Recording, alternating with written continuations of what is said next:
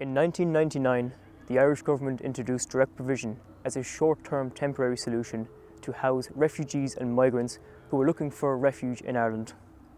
Between 2007 and 2017, 44 people died in direct provision. The COVID-19 pandemic has run rampant through direct provision centres within the country, and members of the Trinity College Dublin community are affected by this, living in direct provision centres. We at TCDSU, along with the USI and other student unions around the country, have been continuously lobbying for the abolishment of direct provision. And although we welcome the news from Minister O'Gorman that they plan and commit to remove direct provision by 2024, this is not good enough. We need action now. We need action today.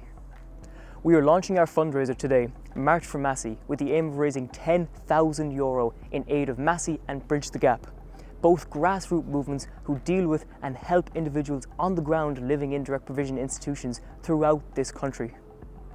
We are calling on you to please support this fundraiser. This March for Masi, from today to the 31st. Get out, run, walk, jog, swim 5 kilometres, tag 5 people and donate whatever you can. Anything and everything is deeply appreciated. Now, if you've ever wanted to see your SU embarrass themselves, comment below, send us suggestions, and we will take votes on what you think we should do this month for the fundraiser. Thank you, and don't forget to march for Masi this March.